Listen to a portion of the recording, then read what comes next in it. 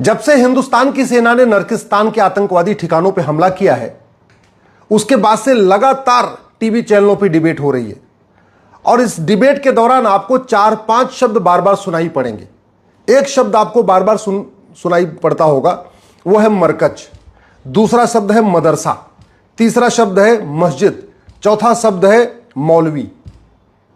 आतंकवादियों ने ये 4 चीजों को अपनी ढाल बनाया है। आतंकवादियों का जहां मुख्यालय है उसको वो मरकज कहते हैं। आतंकवादियों ने अपने मुख्यालय में एक मदरसा बना रहा है जहां लड़कों का ब्रेन वॉश करते हैं। लड़कों का ब्रेन वॉश करने के लिए आतंकवादियों ने मौलवी वहां पे खड़े कर तैनात कर रखे हैं और मौलवी और लड़के ये सब मिलके वहीं आतंकवादी जो ठिकाने हैं वहीं की मस्जिद में नमाज पढ़ते। सवाल यह है कि क्या आतंकवादी अड्डों को नष्ट करने के बाद भारत सुरक्षित हो गया? क्या सेना के इस पराक्रम के बाद भारत में जिहाद, भारत में मजहबी उन्माद, भारत में कट्टरता खत्म हो जाएगी? भारत में धर्मांतरण रुक जाएगा? और भारत कितना सुरक्षित है इसको समझने के लिए पहले तो आप इसको समझ लीजिए कि दुनिया की सबसे ज्यादा मरकजें भारत में चल रही हैं। दुनिया के सबसे ज्यादा मदरसे भारत में चल रहे हैं। दुनिया की सबसे ज्यादा मस्जिदें भारत में बन चुकी हैं। अभी जनगणना हुई नहीं है 2011 के बाद। अगली जब जनगणना होगी, अगर उसमें मस्जिद की काउंटिंग होगी तो पता चलेगा दुनिया में सबसे ज्यादा मस्जिद भारत में है। दुनिया में सबसे ज्यादा मौलवी इस समय भारत में काम कर रहे हैं। दुनिया में सबसे ज्यादा जमातें भारत में हैं और दुनिया के सबसे बड़ी जमात का हेडक्वार्टर भारत की राजधानी दिल्ली में है। आप गूगल करिएगा the biggest Jamaat of the world, तब आपको पता चलेगा दुनिया के सबसे बड़ी जमात जो लगभग 150 देशों में काम करती है उसका हेडक्वार्टर तो भारत में है। और जिस जमात के ऊपर दुनिया के कई इस्लामिक कंट्री ने बैन किया हुआ है उसका हेडक्वार्टर भारत में है। एक बार गूगल करके देखिएगा biggest Jamaat of the world, फिर आपको पता चलेगा हिंदुस्तान कितने बड़े आग के मुहाने पे बैठा हुआ, कितने बड़े आग के गोले पे बैठा हुआ है। दुनिया की सबसे ज्यादा मज़ारें भारत में है, जबकि मज़ार बनाना, मज़ार पे जाना इस्लाम में हराम है, इसलिए अरब, दुबई, कुवैत, बहरीन में एक भी नहीं है। दुनिया में सबसे ज्यादा दरगाहें भारत में हैं, जबकि दरगाह बनाना, दरगाह पे जाना इस्लाम में हराम है, इसलिए अरब, दुबई, कुवैत, बहरीन में एक भी दरगाह नहीं है। दुनिया में सबसे ज्यादा पक्का कब्रिस्तान भारत में है, जबकि पक्का कब्रिस्तान बनाना और पक्के कब्रिस्तान पे जाना हराम है, इसलिए अरब, दुबई, कुवैत, बहरीन में केवल एक है, बाकी और ज्यादा नहीं है। वहां शेखों के भी पक्के कब्रिस्तान नहीं है, जो जिनके पास सोने का चम्मच है, चांदी की प्लेट है, उनकी भी कब्र नहीं होती, पक्की नहीं होती, वहां भी पक्का कब्रिस्तान नहीं है। अगर इतिहास देखें तो दुनिया में सबसे ज्यादा नरसंहार हिंदुओं का हुआ है। अनुमान के अनुसार लगभग 60 करोड़ हिंदुओं को मारा गया है। दुनिया में सबसे ज्यादा धर्मांतरण हिंदुओं का हुआ है। आज की डेट में अफगानिस्तान में जितने भी नागरिक हैं ये सब के सब 500 साल पहले हिंदू थे, सबके पूर्वज हिंदू। पाकिस्तान में जो आज की डेट में जितने भी हैं सबके पूर्वज हिंदू। बांग्लादेश में जो भी आज हैं सबके पूर्वज हिंदू। मालदीव में जो लोग भी हैं सबके पूर्वज हिंदू। भारत में जो 22 से 25 करोड़ हैं सबके पूर्वज हिंदू। तो सबसे ज्यादा धर्मांतरण भी हिंदुओं का हुआ है। सबसे ज्यादा टुकड़े भारत के हुए। पिछले 2500 साल में 25 टुकड़े हुए भारत के, और 7 टुकड़े तो पिछले 200 साल में हुए। सबसे ज्यादा लफ्ज़िहात की घटना आज की डेट में भारत में हो रही पूरी दुनिया में। मैं ये आंकड़े पूरी दुनिया के बता रहा हूं। पूरे दुनिया में सबसे ज्यादा लफ्ज़िहात, पहचान छुपा के, नाम बदल के, आधार फर्जी बनवा के, फर्जी डॉक्यूमेंट बनवा के, सब जो फर्जीवाड़ा चल रहा है वो भारत में चल रहा है। 1000 बेटियां प्रतिदिन लफ्ज़िहात का शिकार हो रही हैं। दुनिया में सबसे ज्यादा लैंड जिहाद भारत में हो रहा है। मैंने आपको पहले कहा था इस्लाम में मज़ार, दरगाह, पक्का कब्रिस्तान हराम है। भारत में आपको हर 1 किलोमीटर के ऊपर या तो मज़ार मिल जाएगी, एक दरगाह मिल जाएगी, या एक पक्का कब्रिस्तान मिल जाएगा। दुनिया में सबसे ज्यादा ड्रग जिहाद भारत में हो रहा है, और ड्रग जिहाद के जरिए भारत में जो लड़के हैं, हिंदू लड़के, उनको नपुंसक बनाया जा रहा है, लड़कियों में बाझपन बढ़ रहा है। दुनिया में सबसे ज्यादा ड्रग इस समय भारत में बेची जा रही है। दुनिया में सबसे ज्यादा धर्मांतरण हिंदुओं का हो रहा है। इस समय 1500 हिंदू परिवार प्रतिदिन कन्वर्ट हो रहे हैं। 1500 हिंदू परिवार प्रतिदिन का मतलब लगभग 10,000 हिंदू पर डे। दुनिया में सबसे ज्यादा घुसपैठ जिहाद भारत में हो रही है। लगभग 6 करोड़ पाकिस्तानी, अफगानिस्तानी, रोहिंग्या, बांग्लादेशी इस समय भारत में हैं। दुनिया में सबसे ज्यादा जनसंख्या का जो सबसे ज्यादा बच्चे भारत में पैदा हो रहे हैं, 90,000 बच्चे पर डे पैदा हो रहे। चीन जिसका क्षेत्रफल हमसे 3 गुना ज्यादा है, वहां 45,000 बच्चे पर डे पैदा हो रहे हैं, और भारत, हमारा क्षेत्रफल चीन का 1/3 है, यहां 90,000 बच्चे पर डे पैदा हो रहे हैं। यह है पॉपुलेशन जिहाद। सबसे ज्यादा बहन बेटियां, पूरे दुनिया में सबसे ज्यादा बहन बेटियां भारत में गायब हो रही हैं। लगभग 1 साल में 5 लाख बहन बेटियां गायब हो जा रही हैं।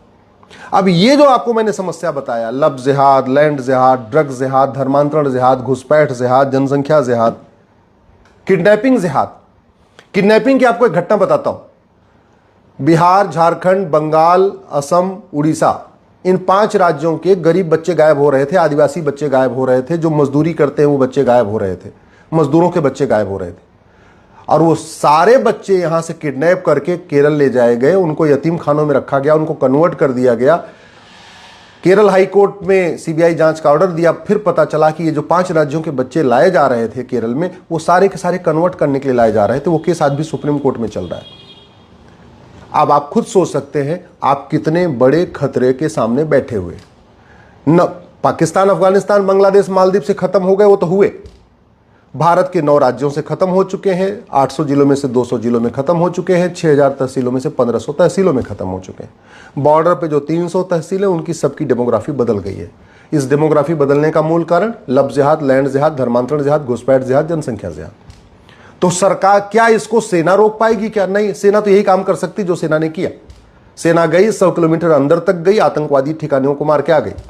चलो 100 आतंकवादी मार दिए, 150 मार दिए, 200 मार दिए, हम कहते 500 मार दिए।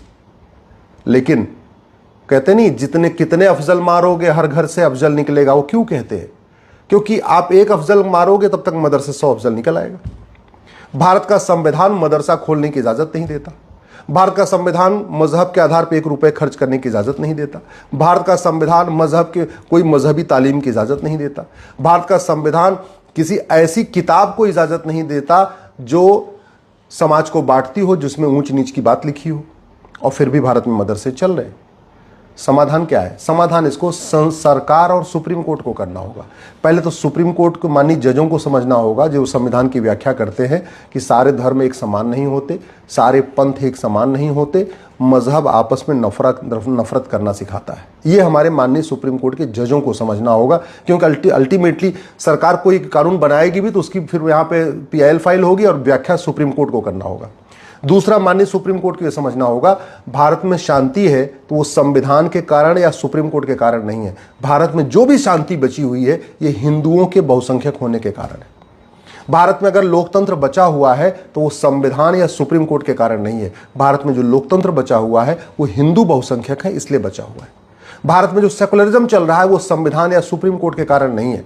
भारत में जो सेकुलरिज्म चल रहा है वो इसलिए चल रहा है क्योंकि यहाँ हिंदू बहुसंख्यक है। तो ये सुप्रीम कोर्ट की भी ड्यूटी है, सरकार की भी ड्यूटी है कि वो हिंदुओं की जो डेमोग्राफी कम हो रही है उसको, उसके खिलाफ कठोर कार्रवाई करे। माननीय सुप्रीम कोर्ट को सबसे पहले इस बात को समझना पड़ेगा, जब तक हिंदू बहुसंख्यक हैं तब तक equality, justice, liberty, fraternity, unity, national integration है, तब तक समता, समानता, समरसता है, तब तक संविधान है, तब तक सेकुलरिज्म है, तब तक लोकतंत्र है। हिंदू खत्म हो जाएंगे, ये सब खत्म हो जाएगा। इसलिए सबसे पहले मैं माननीय सुप्रीम कोर्ट और माननीय और सरकार से कह रहा हूं, माइनॉरिटी मेजॉरिटी का कॉन्सेप्ट खत्म करिए, इस माइनॉरिटी कमीशन एक्ट को खत्म करिए, माइनॉरिटी एजुकेशन एक्ट को खत्म करिए, और नहीं खत्म कर सकते तो कम से कम माइनॉरिटी को डिफाइन कर दीजिए कि भारत में जो 1 लाख है, जिसकी जनसंख्या 1 लाख तक की जनसंख्या वाला जो समूह है वो माइनॉरिटी कहलाएगा, जिसकी जनसंख्या भारत में 1 लाख से ज्यादा है वो माइनॉरिटी नहीं कहलाएगा। या तो इसको माइनॉरिटी को डिफाइन कर दीजिए। अगर भारत को बचाना चाहते हैं, इस राइट टू एजुकेशन को राइट टू इक्वल एजुकेशन पढ़िए। भारत में इसमें 14 साल तक की उम्र है, इसको 16 साल करिए, और 16 साल तक के सभी बच्चों की किताब एक करिए, समान शिक्षा लागू करिए। 1 nation 1 syllabus, 1 nation 1 curriculum, 1 nation 1 education board लागू करिए। 10वीं तक 16 साल तक सभी बच्चे एक किताब पढ़े। ये मजहबी किताब पे बैन होना चाहिए। भारत को बचाना चाहते हैं तो झूठ को गंभीर अपराध घोषित करिए। झूठ पकड़ने के लिए नार्को पॉलीग्राफ ब्रेन मैपिंग कानून बनाइए। आतंकवादियों, जिहादियों, मजहबी उन्मादियों, घुसपैठियों, धर्मांतरण कराने वाले मिशनरियों, लब जिहाद करने वालों के मददगारों इन लोगों की इनका narco polygraph brain mapping test करके इनको 1 साल के अंदर इनको अंतिम सजा दे दीजिए। जो आजीवन कारावास देना है या फांसी देना है, जो कुछ देना है, 1 साल के अंदर इनका फैसला कर दीजिए। इनको तारीख पे तारीख मत दीजिए, तब भारत सुरक्षित होगा।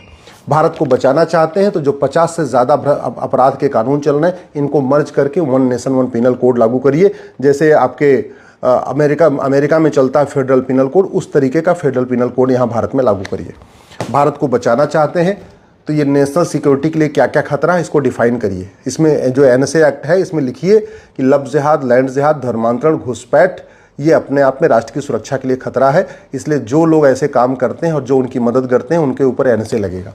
भारत को बचाना चाहते हैं, UAPA में देश की एकता अखंडता के लिए कौन कौन से खतरे हैं, उसको डिफाइन करिए। और लब जिहाद, लैंड जिहाद, धर्मांतरण, घुसपैठ करने वालों और उनके मददगारों पे UAPA लगाइए। भारत को बचाना चाहते हैं, नकली दवाओं का कारोबार रोकिए, क्योंकि नकली दवाओं के कारोबार से जो फंडिंग आती है, वो सारा का सारा पैसा भारत को बर्बाद करने पे खर्च होता है। इसलिए इसको नकली दवाओं का कारोबार रोकना है। इस घटिया कानून को ख़त्म करिए। भारत में बर्बाद करने की जो बहुत बड़ी फंडिंग होती है, वो ड्रग के ज़रिए होती है। ड्रग के कारण हमारे लड़के भी नपुंसक होते रहे, बेटियां हमारी उनमें बाजपन बढ़ रहा है, और जो ड्रग का पैसा आ रहा है वो भारत को बर्बाद करने पे खर्च हो रहा है। तो इसलिए नशा तस्करों को फांसी देने, उनकी नागरिकता खत्म करने और 100% प्रॉपर्टी जब्त करने के लिए तत्काल कानून बनाइए। भारत को बचाना है तो बेनामी लेन देन पर रोक लगाइए। बेनामी लेन देन वालों को कम से कम 20 साल की सज़ा देने की व्यवस्था करिए। भारत को बचाना है तो ये जो 2010 में FCRA कानून कांग्रेस ने बनाया था, इसको ख़त्म करिए। जब तक ये कानून नहीं ख़त्म होगा तब तक फंडिंग नहीं रुकेगी, विदेशी फंडिंग, और जब तक विदेशी फंडिंग नहीं रुकेगी तब तक भारत में अराजकता खत्म नहीं होगी, माओवाद, नक्सलवाद, जिहाद, मजहबी उन्माद खत्म नहीं होगा।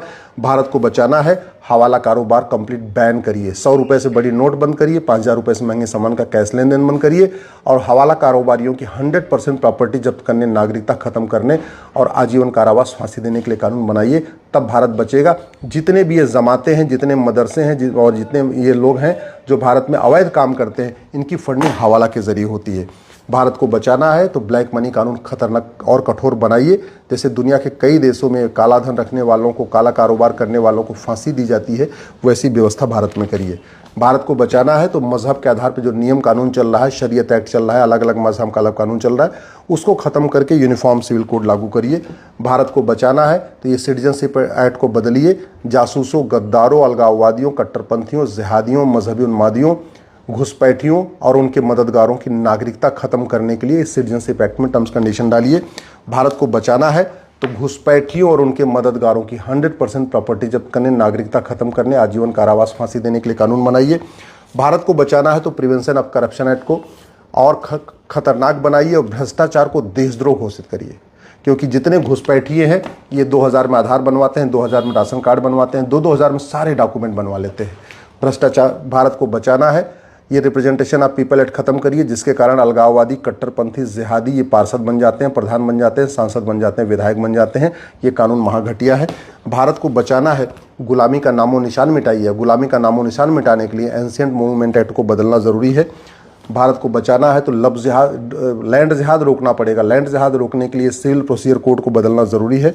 और भारत को बचाना है तो हिंदुओं को जो उनके हथियार छीन लिए गए, जो निहत्था बना दिया गया इस कानून के ज़रिए, आर्म्स एक्ट के ज़रिए, इस आर्म्स एक्ट को बदलिए और हिंदुओं को अपने हनुमान जी की गदा रखने का अधिकार दीजिए, शंकर जी का त्रिशूल रखने का अधिकार दीजिए, देवी जी का उनको तलवार रखने की इजाज़त दीजिए, परशुराम जी का फरसा रखने की इजाज़त दीजिए। तब भारत मजबूत होगा, तब भारत सुरक्षित होगा।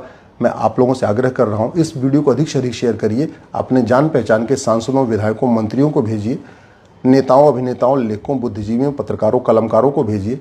ये वीडियो अधिक से अधिक से इसको फैलाइए, जिससे भारत में और क्या क्या करना है इसके बारे में सबको जानकारी हो और इस पर तुरंत निर्णायक कार्रवाई की जाए।